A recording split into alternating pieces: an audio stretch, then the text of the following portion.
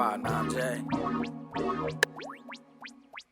C-Dub on the beat. Back against the wall, CL20's knocking rated. IGI's tripping, validated, shoot ready. Brown incarceration, got my people living daily. Gang wars back to back till the home is what they said. Yo, what's good with everybody, man? I hope everybody's having a productive day, feeling blessed, and like I always say, it's one life, one chance. We only got one chance to do this right. Let's get it done. So with that being said, got another topic, another discussion. Somebody shot me some information, said go ahead and talk about it. It's on you. I was like, yeah, okay, let's put a bigger bullseye on my back, bro. All right, I get it. Get right into the video. With that being said, hit that subscribe button, hit that like. Always leave a comment. Let me know what you guys think in the comment section. Check the links in the description for my Apple and Spotify music. Go ahead and run my streams up. And you can check out my playlist section on my YouTube channel, Renegade Music, to see all my music right there. Thank you guys for you guys' time, but most importantly, thank you guys for your guys' support. Now, this is another individual that just recently passed away. Everybody's familiar with his name. Everybody's familiar with his reign of power, his territory, his influence, and his story. We're talking about the individual, Mexican Mafia member, Babo Castellanos.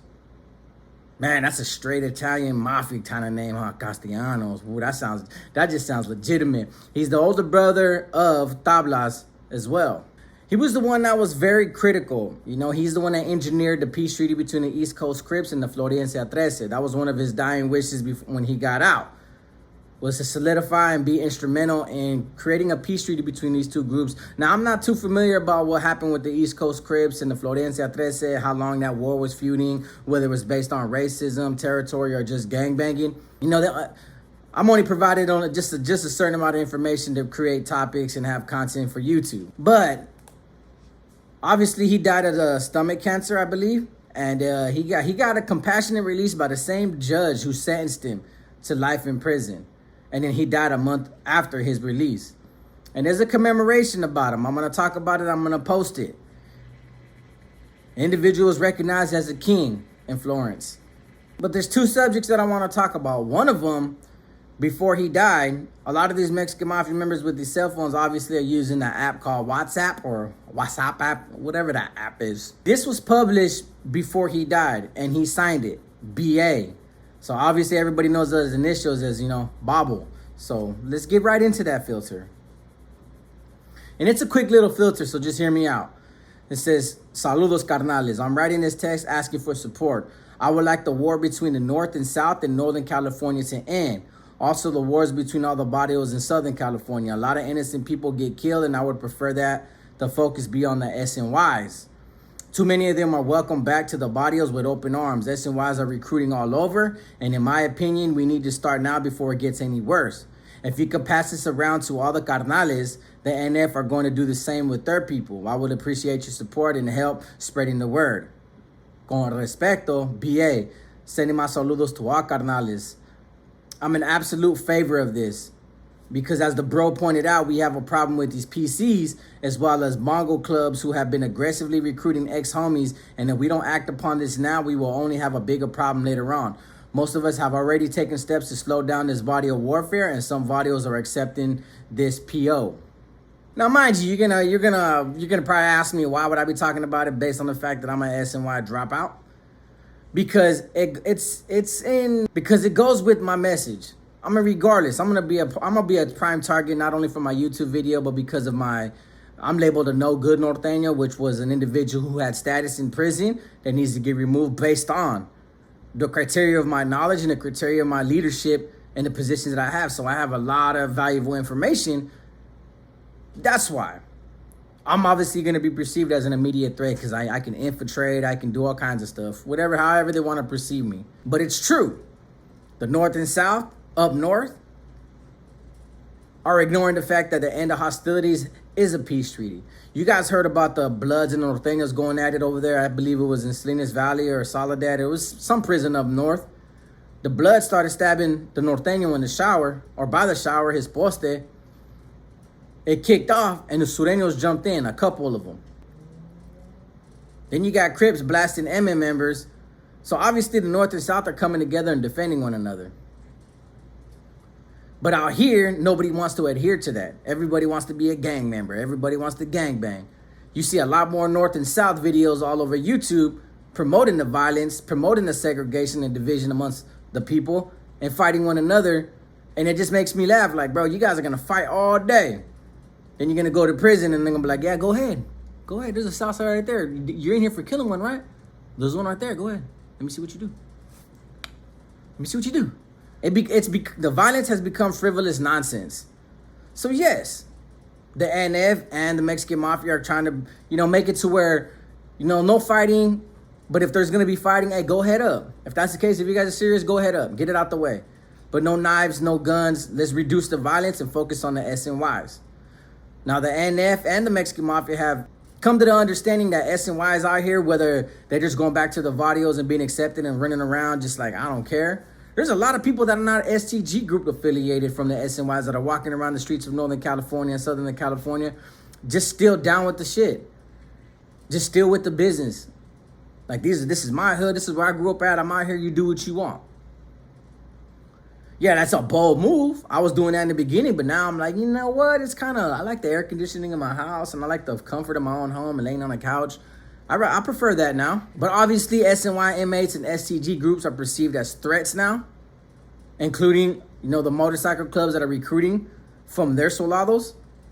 So I can understand, and I actually do promote this filter. The North and South need to just come to an end. We've been fighting for 70 years, bro. 70-some years fighting each other over what? Over something that happened in the 50s and 60s?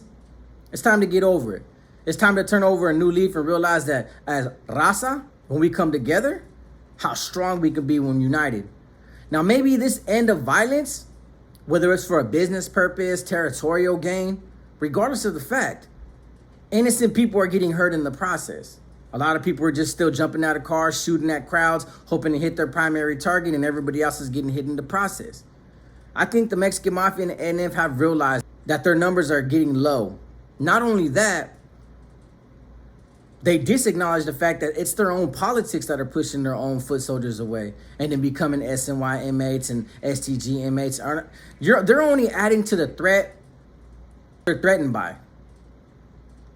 They're only adding to the problem by the dirty politics that they continue to play on these main lines and make the SNYs a lot deeper. Why is there so many SNY prisons? There's more SNY prisons than there are active prisons, and that's sad to say. A lot of people in my comment section said the same thing. SNY is the new GP.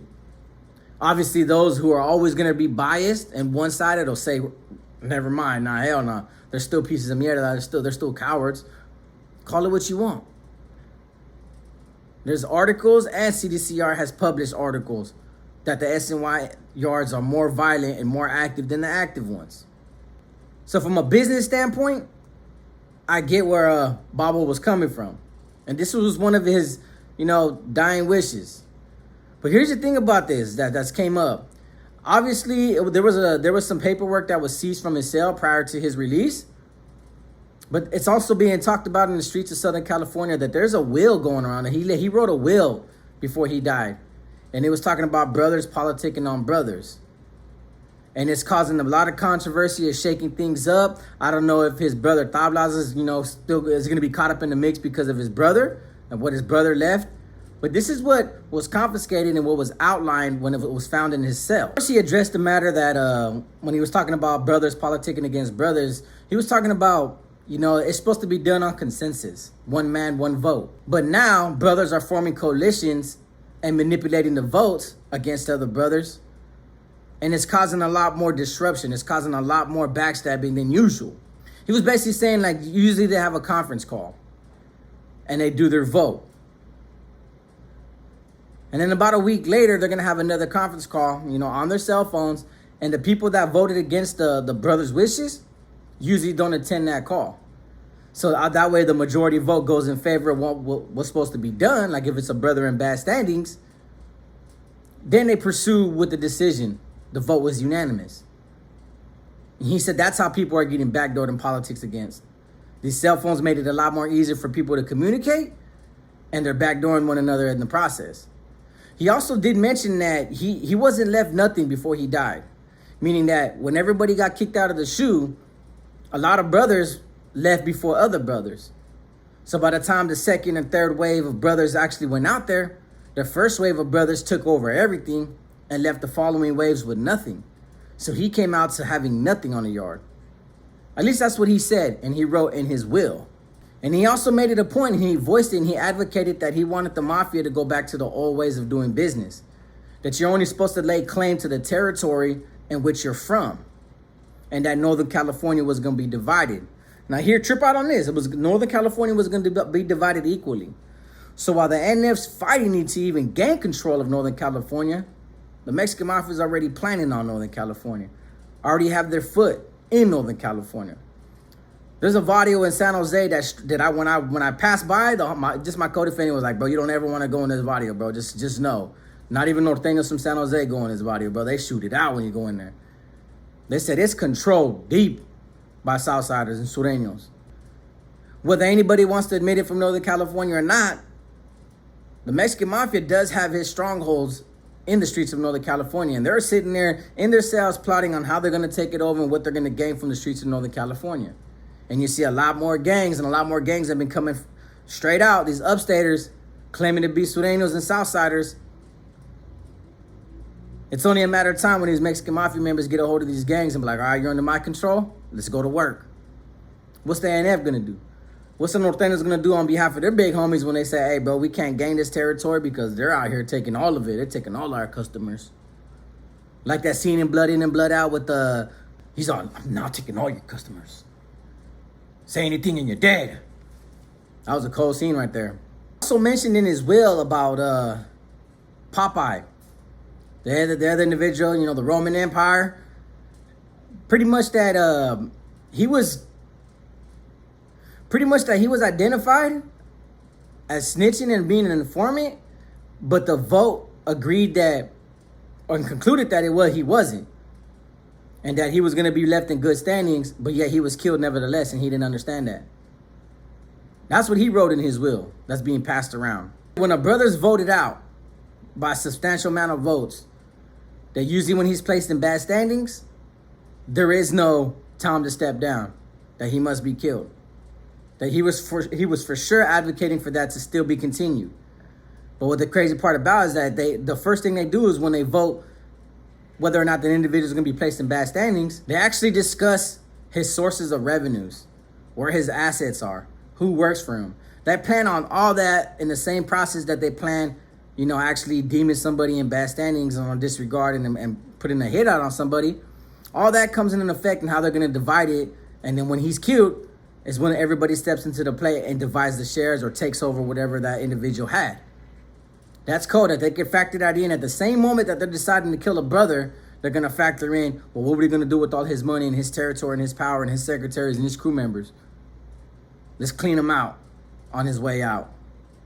Hey, but it's politics as usual. Some are good, some are bad. A lot of them are dirty, but this is how the mafia does operate. I'm pretty sure by outlining a lot of this, his frustrations, you know, what he wanted to be done, different changes, you know, he did preserve his body from dying with him.